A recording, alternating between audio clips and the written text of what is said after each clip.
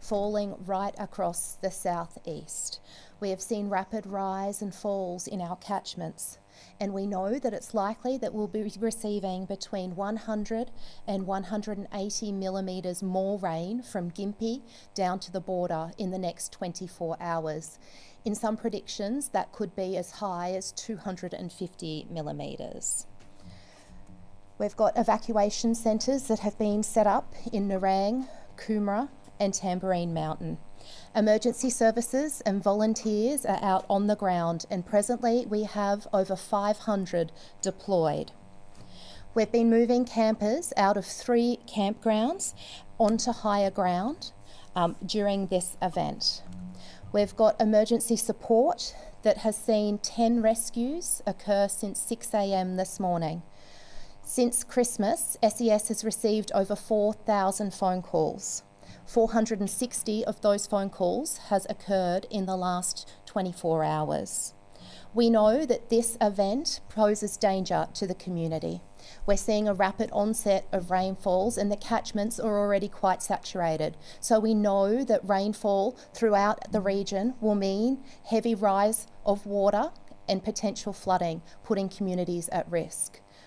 I'll hand over now to our State Coordinator of Recovery, Shane Shalepi. Thank you, Minister. Good afternoon. As the State Disaster Coordinator, I can brief that we have had significant rainfall overnight. Currumbin Creek, we've received approximately 571 millimetres, 351 millimetres at Upper Springbrook, 161 millimetres at Mount Tamborine, and over 375 millimetres near Pimpama. As the Minister's indicated, over the next 24 hours we're expected to see intense rainfall between Gympie and the New South Wales border, and in some instances we can see up to 250 millimetres of rainfall in the next 24-hour period. What we are seeing is rapid rising of floodwaters when we have intense rainfall dropping in quite small areas, and we've seen that today right across the Gold Coast, Scenic Rim, Logan and Greater Brisbane area. Most of our responses today have been around rescuing of people entering water, but in particular we've had 3 campgrounds that we've provided evacuation and rescue support to. One at Natural Bridge, where we had approximately 150 people there requiring assistance to move to higher ground. One at Sarah Campground, where we had approximately 130 persons in that location, and one at Thunderbird Park up near Mount Tamborine, where we were required to assist people to higher ground over top of the mountain. We still have approximately 15 campers in those locations. Today we've issued 7 emergency alerts, and as well as our public information messaging and alerts through our Australian warning system, both through our local disaster management groups and our State Disaster Coordination Centre, and those alerts have hit over 681,000 messages to our community. The key issue, can I say this morning, is the weather is dangerous. We were speaking with Energex Queensland this morning. They were able to reconnect approximately 1,000 homes on the Gold Coast area, as well as installing some large generators onto our network this morning. But from mid-morning, they've advised me as the State Disaster Coordinator that they've had to stand their crews down due to the dangerous conditions. These are dangerous conditions we're dealing with. We are seeing floodwater rising rapidly, isolating houses, isolating communities very quickly. We're seeing landslides occurring on our roadways. We're seeing washouts. And unfortunately, we're still seeing people driving into those waters.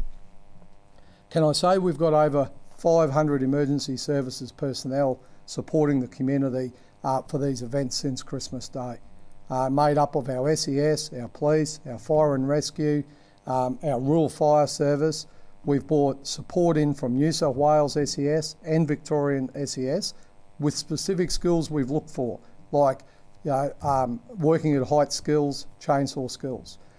During the clean-up of Christmas Day and Boxing Day event, from the state level, we did progress a request to the Commonwealth Government for clean-up support, and as a result of that request, the state was also provided approximately 50 personnel from Disaster Relief Australia to support us with our clean-up. Now, with this weather event in the last 24 hours occurring on top of those previous events, the State Disaster Coordination Centre is currently working with our Commonwealth Government and our local government to look at progressing a further request for additional resources now to support us with our clean-up going forward, because we now know the clean-up is going to be far greater than the clean-up we had from Christmas Day and Boxing Day. And we'll progress that request through today. Can I just clarify about the request for, or the calls for, the Australian Defence Force that we're seeing? We work very closely with our local governments. We work very closely with our federal government to determine the resources we need on the ground. And we have seen already a request for additional resources through to the federal government. When we request to the federal government, we request resources that we need with specific skill sets to undertake clean-up tasks that we require. It is up to the federal government to allocate those tasks to the appropriate agency, private contractor, defence, whoever they think provide the best skill set to support us in our clean-up efforts. And we saw that with Disaster Relief Australia, who come to us with very good skill sets to support us. We will progress a further request through the Australian Government Request Network most likely this evening to assist us further with our clean-up over the next coming days. But it will be the determination of the federal government that we work very closely with at our National Emergency Management Agency to determine the best skill set to assist us in the clean-up that we need. Thank you.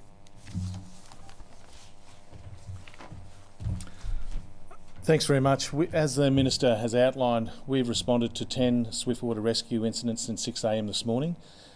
These situations have occurred due to people out on the roads and in finding themselves in situations where the rapid rise of floodwaters have trapped them either on the roads or in their locations. The rain that has started early this morning is likely to continue for the next 24 hours. So can I please express the need for people to be aware of the situations around them, continue to listen to the warnings that are being given through all the media outlets and through the warning systems here at the State Disaster Coordination Centre. And if there is no compelling reason to be out on the road, can I suggest over the next 12 hours at least, people stay in their homes. People do not necessarily drive into the flooded waters over the last 12 hours. They have found themselves in that situation due to the rapid rise of the floodwaters. And I can't express the importance of people to stay at home over the next 12 hours and stay off the roads whilst we see this rain event occur in the Scenic Rim and Gold Coast. Thank you. Thank you. Good afternoon, everyone. I just really want to reiterate the message that's been given a number of times. We've seen several vehicles drive into flooded waters and as a result have to be rescued. This not only puts those people at risk, but also the emergency services that has to go out and rescue them. There are many road closures in place. Due to the fact that the ground is so wet, any rain is forcing a lot more closures and a lot of flash flooding. We have, as you've already heard, rescued many people not only from those flooded waters but also from campgrounds. Some have been evacuated, but some have also chosen to stay in a safe area. We have sent additional police, particularly to resource areas that are required, and that certainly has been the case at Mount Tamborine, where many of the areas still don't have electricity on to really provide a high visibility patrols so we can keep the areas safe and really, get the community feeling safe as they recover in the next couple of days. We are asking that boaties please to stay off Logan, Albert, Nerang and Coomera's rivers. It's not safe to be out and about on the roads, let alone on the rivers, particularly with the water, but also hazards in the water. So can I please ask that everyone listens to authorities, keep tuned in to what we have to say, keep listening and watching that bomb site. But the message is simple. If it's flooded, forget it. If you don't have a reason to be on the road, please stay at home until we get through this event over the next 12 to 24 hours. Thank you. Thank you. Any questions? how long Energex crews will be stood down for? I believe that Energex crews were stood down mid-morning, but they're ready to go once the weather abates. So far, we've hit that 90% restoration target, which Energex was working towards, and that's occurred through network generators as well as through reconnection of the power lines as well. So we have Energex crews that are in place and are ready to get back to work as soon as the conditions are safe to do so. That work, not only do electricity and water not mix, but that work is also a lot of working at heights, and once the wind is over a certain level, that they need to be stood down. So once Energex is able to safely recommence their work, they will be recommencing. Is there any hope of getting some of these houses? We had this morning that the 5th might be, some houses might go off until the 5th. Is there any hope of getting it done faster than that? Obviously people want to get back into their homes as quickly as they can. Energex is certainly working as fast as possible to be able to get homes reconnected. They're doing that not only through rebuilding the network, and I have never seen anything like the destruction that has occurred in places like Cedar Grove, where you see multiple power lines down, wires on road. In some places, this isn't just a restoration job, it's actually a rebuild job. So we understand that there is significant damage that has happened to the network. What Energex is doing is they're working around generator restoration, so being able to get power restoration happening through network generators. That's around identifying things like shops and doctors' surgeries, etc., and putting them on power. And I was also in Tamborine Mountain just recently, a couple of days ago, where they've actually created a microgrid through having generators either side of the network, so businesses are powered through that and are trading as a result of that.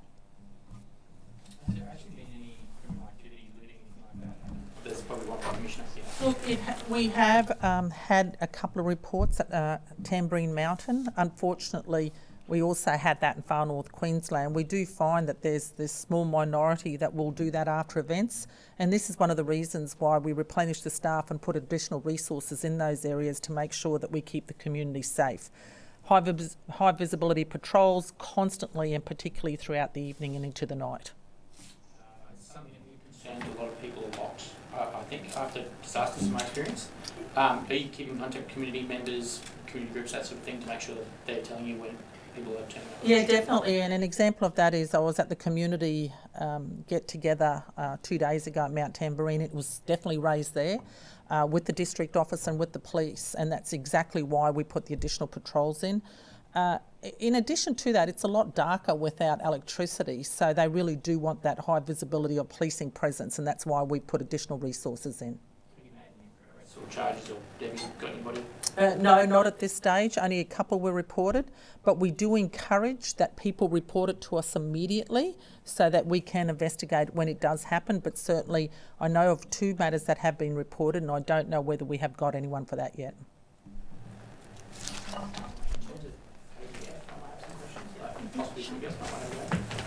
terms of ADF, so just to clarify how this works, you go to the federal government and say, we want 10 guys to fix up this wire, they need to be able to use chainsaws, and then they say we've got X, Y or Z, and they pick the resource to provide that service. Is that how it works? So can I just take it back a couple of steps, if you don't mind? As the State Disaster Coordination Centre here through our district and local groups, we work with the council. So the disaster system in Queensland is so effective because it is bottom up. Our councils understand their communities. Our councils have detailed knowledge of the damage on the ground that needs to be cleaned up. So we work with our local councils through our local disaster network around whether or not additional resourcing is required. Then we go to federal government and say we need assistance in these skill sets, this cleanup. We don't necessarily specify a number, we give them the task and the size of the task that we're seeking assistance with.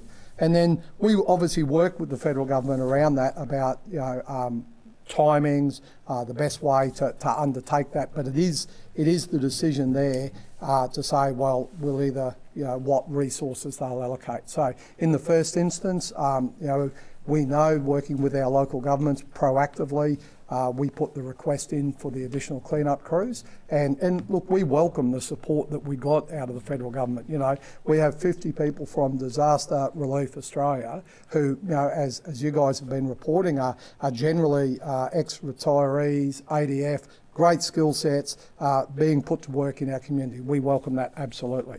When we progress the new task in there, obviously it could be an extension of those tasks if their skill set suits. If not, they may deploy the ADF, they may deploy private contractors if that's what we need. And you know, right through this event now, we've been working on in response for well over 4 weeks. You know, in the lead into Cyclone Jasper, and we have seen the ADF deployed. You know, in Cairns. You know, we saw.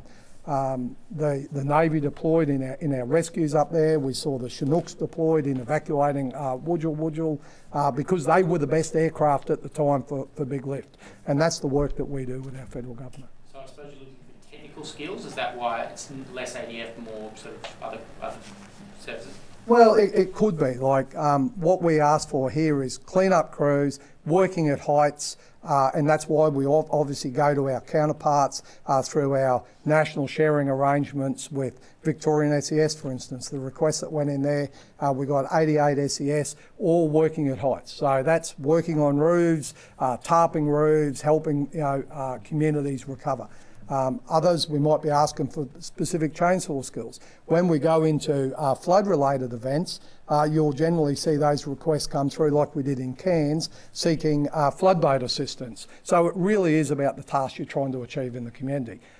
Yesterday we had a conversation about the potential use of ADF generators to support our generation network. But working with Energy Queensland, it was determined that the generator support we could get through ADF didn't suit our network, wasn't of sufficient capacity for the network.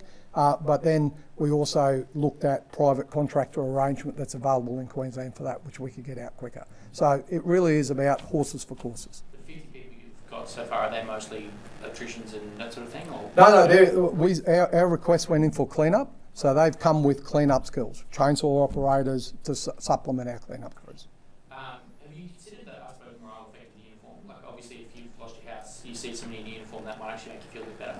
Yeah, I do appreciate that, and we definitely consider that, but can I say we've also got over 500 emergency services personnel out there. We see our SES uniform out there. We see our Rural Fire Service uniform, and these people work and live in our community every day, and they're trusted by our community as well. And they will be there well after this event's passed, and they'll continue to support the community. I got a question from Nikki from Peter Fegan. He says, do you know one of the kids that was sentenced for the killing of Jack Beasley is going to be released this month after only serving half of his sentence? Can you and will you appeal? I understand. I was made aware only this afternoon that there has been a decision made by the parole board. I have had conversations with the Commissioner of Corrective Services, and I'll be continuing to ask questions around what we can do in relation to that matter. The next one just says, the Beasleys were told they had 21 days to appeal, only to be told he would be released. Is that fair? As I said, I've only just been made aware of this matter, and I've been following up with the Corrective Services Commissioner. I also tried to call Brett Beasley this afternoon, but was unsuccessful in getting through. I'm very keen to be able to figure out what the facts are, what has happened, and then what the course of action could be from there. Thanks, everyone. Thanks. Thank you.